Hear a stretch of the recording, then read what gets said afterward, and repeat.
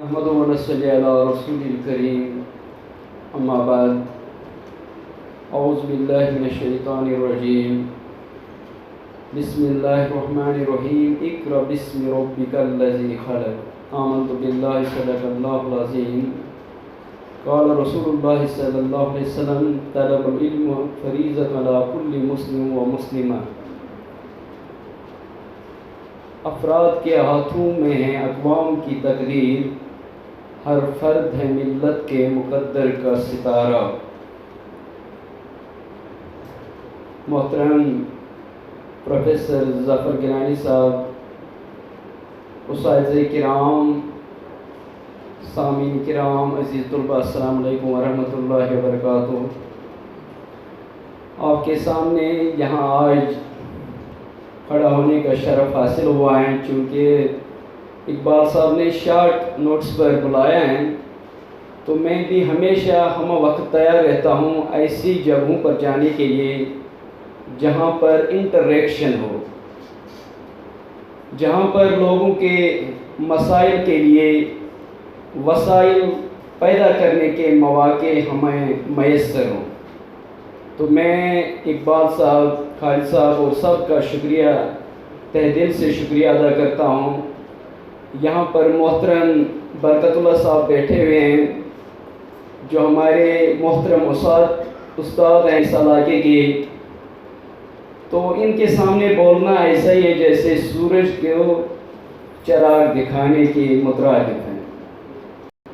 چونکہ اب حکم ہوا ہے تو میں تھوڑی سی چیزیں جو آپ کے سامنے، جو ہماری پریکٹیکل میں مشاہدے میں آتی ہیں، وہ آپ کے سامنے رکھوں گا.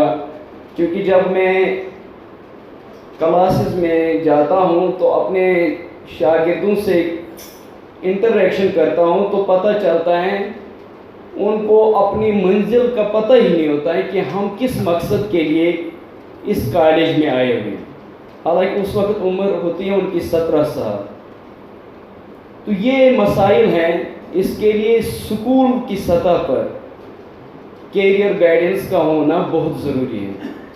میں فرمان علی صاحب کا بہت شکر گزار ہوں، انہوں نے جس طریقے سے یہاں پر پریزنٹیشن دی ہے میرے لیے بھی کچھ چیزیں نئی تھی، اور میں فرمان علی صاحب سے گزارش کروں گا کسی دن ٹائم نکالیں. ہمارے کالج میں چونکہ 200-300 بچے ہوتے ہیں، ان کو اس طرح کی پریزنٹیشن جو آڈیو اور جو ویژول چیز ہوتی ہیں اس کا اثر بہت زیادہ ہوتا ہے. کہنے کا مقصد یہ ہے کہ ہمیں اگر کچھ کرنا ہے، ہمیں اگر آگے جانا ہے تو 2-3 چیزیں ہیں جو آپ کے ذہن میں ہونی چاہیے. سب سے پہلے اللہ اور اللہ کے رسول پر یقین ہونا چاہیے. جس نے ہمیں پیدا کیا اور جس نے ہمیں یہ روشنی دکھائی وہ رسول اللہ صلی اللہ علیہ وسلم کی ذات. ہم ان کے بغیر کچھ بھی نہیں. یہ ہمیں ہمیشہ یقین ہونا چاہیے دل میں کہ جو بھی چیز مانگنی ہے، جو بھی گائیڈنس آپ نے حاصل کرے وہ قرآن اور حدیث سے حاصل کریں. جب یہ چیز ہو اس کے بعد آپ کے پاس سب سے بڑا دربار ہے، سب سے بڑا درسگاہ وہ آپ کے والدین ہوتے ہیں. ہم پتہ نہیں کہاں کہاں گھومتے رہتے ہیں بدقسمتی سے، لیکن جنت ہمارے گھر میں والدہ کی صورت میں ہوتی ہے.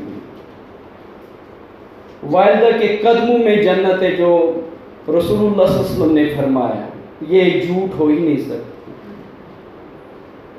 تو اپنے والدین کی قدر کریں، ان کی صحبت میں رہیں. جو بچے یہاں پر سن رہے ہیں، جو بچیاں یہاں پر سن رہی ہیں، آپ کو اس وقت اپنے والدین کی کچھ باتیں تلخ لگیں گی، لیکن وقت کے ساتھ ساتھ آپ کو یہ ثابت ہوگا وہ ہمارے لیے بہتر تھی. والدین کبھی نہیں چاہتے کہ میرا بچہ جو ہے وہ غلط راستے پر چڑھے. سختی کرنی پڑتی ہے، شام کو جلدی سونا پڑے گا، صبح جلدی اٹھنا پڑے گا. بچے کو یہ چیزیں تکلیف دیتی ہیں. اس پر مجھے ایک واقعہ یاد آیا کہ ایک بچہ گیا ہے بڑے شہر میں جاب کے لیے. تو وہاں پر جاتے ہوئے وہ پریشان تھا، گھر والوں نے بڑی ٹینشن لیتے. اس نے کہا چلو میں کہیں بھاگتا ہوں، کہیں جاب شاب کرتا ہوں، گھر والوں کی یہ والدین کی یہ چڑچڑاہٹ سے ہمیشہ میری جان چھوٹ جائے گی. جب وہاں گیا تو وہاں پر CCTV کے کیمرے لگے ہوئے تھے. وہ بچہ اوپر چڑھتا ہے جہاں پر انٹرویو ہوتا ہے، راستے میں وہ دیکھتا ہے کوئی کولر سیڑھیوں کے بیچ میں، وہ اس کو تھوڑا سا سائڈ پر رکھتا ہے. راستے میں وہ دیکھتا ہے نیچے کوئی ٹیشو پڑا ہوا، اس کو بھی اٹھاتا ہے، جیب میں رکھتا ہے، ڈسٹ بن میں پھینکتا ہے. جب وہ انٹرویو والے کمرے میں پہنچتا ہے، بہت سارے اور بچے آئے ہوتے ہیں لیکن سارے ریجیکٹ ہوتے ہیں، یہ سلیکٹ ہوتا ہے، یہ بچہ جو گھر سے تنگ آ چکا ہے، بھاگا ہوا ہوتا ہے. تو وہ جو انٹرویو لینے والا تھا اس نے اس کو بتایا کہ آپ نے یہ کولر کیوں اٹھایا. وہ پریشان ہو گیا، اس کو کیسے پتہ یہ ادھر بیٹھا ہوا ہے. اس نے کہا میں نے ہر ایک چیز نوٹ کی، جب آپ آ رہے تھے میں ہر ایک بچے کی ایکٹیویٹی چیک کر رہا تھا. آپ کو ہم نے سلیکٹ کیا، اب یہ بتائیے کیسے. اس نے کہا میرے والد صاحب گھر میں ہمیشہ ڈانٹتے رہتے تھے کہ راستے میں کوئی چیز پڑی ہو اس کو آپ نے ہٹانی ہو. تو اس نے کہا آپ سلیکٹ ہو. اس کے آنکھوں میں آنسو آ گئے. وہ کہہ رہا جس کی وجہ سے میں بھاگا ہوں ادھر آیا ہوں اس کی وجہ سے مجھے جاب ملی ہے. تو میرا یہ کہنے کا مطلب ہے کہ گھر والد کی جو ڈانٹ ہوئی تھی اس کی وجہ سے وہ دیکھے کہاں پہنچے. وقتی طور پر ہمیں یہ چیزیں مشکل لگتی ہیں. تو والدین، اللہ کا رسول، اس کے بعد والدین، اور پھر جب آپ اسکول یا کالج پہنچتے ہیں تو آپ کا ٹیچر، پروفیسر، وہ آپ کا سب کچھ ہے. لیکن وہ ٹیچر یا پروفیسر ہونا چاہیے جو اس بچے کے دکھ درد کو سمجھے، جو انٹریکشن کرے بچوں کے ساتھ. ہمارا بڑا المیہ یہ ہے، کیونکہ میں کالج لیول پر ہوں، ہم بچوں کے ساتھ انٹریکشن نہیں کرتے ہیں. جب ہم انٹریکشن کریں گے تو بچے کے مسائل پتہ چلیں گے، ان کی لیول پر آ کے پڑھانا پڑے گا. ورنہ ہم PhD MPhil لیول پر یا MA لیول وہ پڑھانا شروع کریں، بچے کو تو بالکل سمجھ نہیں آتا. یہ اس لیے بتاتا ہوں، میں نے ایک دفعہ جو میں آبزرویشن ہے، مشاہدات، ایک تو ہوتی ہے تھیوری، دوسرا ہوتا ہے پریکٹیکل. ایک بچے کو میں نے پریشان دیکھا ہے. میں نے اس سے پوچھا آپ کیوں پریشان ہیں؟ بہت زیادہ. یہ ہمارے والدین کے لیے بھی نصیحت ہے. اس نے پہلے نہیں مانا کیونکہ میں بچے کی ہر ایک ایکٹیویٹی کلاس میں چیک کرتا رہتا ہوں. کلاس کے دوران بھی جو میرے اسٹوڈنٹ وہ بتا سکتے ہیں کہ مجھے ایک منٹ بھی سکون نہیں آئے گا جب تک سارے سکون کے ساتھ بیٹھ کے پھر میں پڑھاتا ہوں.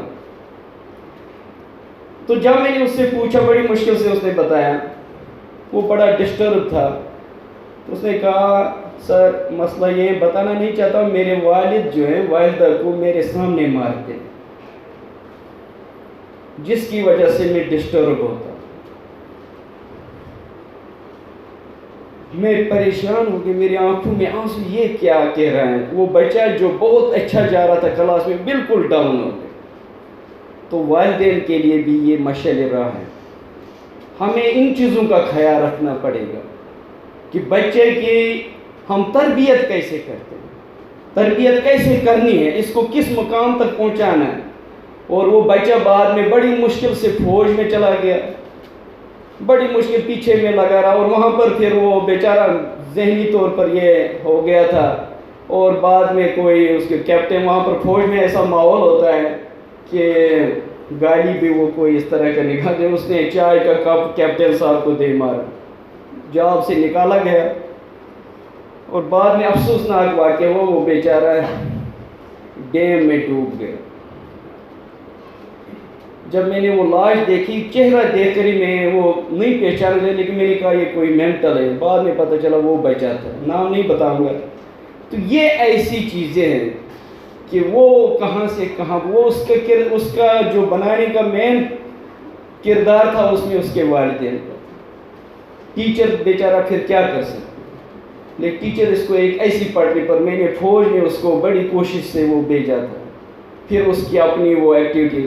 تو کہنے کا مقصد ہے کہ ٹیچر بھی ہونا چاہے جو ہر ایک اسٹوڈنٹ پر بھی نظر رکھے کلاس میں کہ کس طرح کا بچہ، کیا کچھ مسئلہ، اس کے فائنینشیل مسائل تو نہیں ہیں.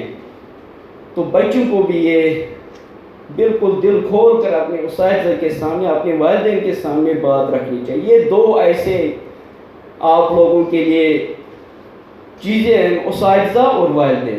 ان کے ساتھ اگر آپ اچھی طرح انٹریکشن رکھیں تو آپ کے سارے مسائل حل ہوں گے انشاءاللہ. تو آپ لوگ جو یہ کوشش کر رہے ہیں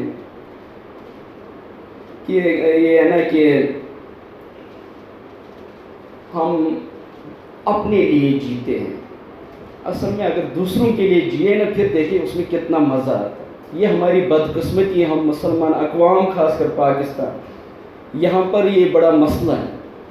لیکن دوسری طرف اور ایک مثبت پہلو بھی ہے کہ اگر ہم لوگوں تک یہ بات پہنچائیں کہ آپ جب یہ ایڈ دیں گے یہ بچوں کے فائدے میں ہیں، تو ایسے بھی لوگ ہیں جو بیچارے بے لوث ہو کر کے، یہ دیکھیں نا آپ جہاں پر ہم کھڑے ہیں یہ کس پیسے سے، یہ گورنمنٹ تو نہیں دیا، لوگوں کے جیب سے بنا ہوا ہے۔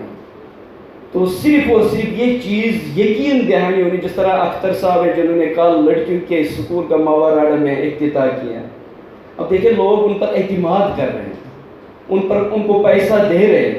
تو اسی طرح جس طرح یہاں پر اعتماد پیدا ہوا ہے، صحت کے ساتھ تعلیم اصل چیز ہے یہ۔ تو ہم جب کالج میں یا اسکول میں یہ بچوں کے تعلیم حاصل کرتے ہیں، ڈگریاں شگریاں سب کچھ لیتے ہیں، لیکن اس کے بعد ہوتی ہے تربیت۔ وہ تربیت کا فقدان ہے ہمیں کہ کس طرح زندگی گزارنی ہے۔ بے شک ہمیں جاب نہ ملے تو بہت سارے ایسے بچے ہیں، میں اب ساتھ کلاس میں ان کو بتاتا رہتا ہوں کہ جاب نہ ملے آپ لوگ فرسٹریٹ نہ ہوا کریں کہ جاب نہیں ملے گی، ہر ایک کو تو جاب نہیں دے سکتے بولو، لیکن آپ کے پاس بہت سارے اور ذرائع ہیں۔ کوئی ٹیکنیکل کورس کرے، اپنا چھوٹا موٹا بزنس شروع کریں، اور اگر آپ کے گھر میں فائنانشل پرابلم ہے پہلے تو حل کرنے کو، اگر آپ لوگ گھر میں ذمہ داری یا کسی اور میں، تو پھر کم از کم اوپن یونیورسٹی میں داخلہ لیں، اپنی تعلیم کو BA MA لیول تک لے جائیں، ساتھ ساتھ کام بھی کریں، والدین کی ہیلپ بھی کریں۔ تو یہ چیزیں ہیں جو ہم نے اپنے بچوں کو، اور خاص کر اصل چیزیں وہ ہیں یہ بچیاں، ان کی تربیت۔ ایک بچی کو پڑھانا سمجھے پورے معاشرے کو پڑھانا، ایک بچی کو پڑھنا سمجھے پورا جو گھر ہے اس کو پڑھانا۔ یہی پہلی درسگاہ ہوتی ہے، ماں پہلی درسگاہ بچے کی۔ تو یہاں سے تربیت اصل میں ان پر ہونی چاہیے۔ مجھے امید ہے یہ جو ہمارا جو ہے نا علامہ اقبال کے یہ جو شاہین ونگ کے ہیں جو یہ کام کر رہے ہیں، اللہ تعالیٰ آپ کو اجر عظیم اس کا دے گا، دنیا میں بھی اور آخرت میں بھی۔ آپ کا نام بہت آئے گا جس طرح آپ کر رہے ہیں کوشش۔ تو دوسروں کے لیے جینے کا یہ جو ہے نا جینا چاہیے، اور ہمیں اس کے لیے کوشش کرنی چاہیے، اور اللہ تعالیٰ بھی پھر وہ ذرائع اور راستے کھولتا رہتا ہے ہمارے لیے۔ آپ لوگوں کا بہت شکریہ، اللہ پاک آپ کو خوش رکھے، اللہ تعالیٰ آپ سے راضی ہو، ہم سب سے راضی ہو، اور ہمیں رسول اللہ صلی اللہ علیہ وسلم کی زندگی کے مطابق ہمیں چلنے کی توفیق فرمائے۔ بہت شکریہ۔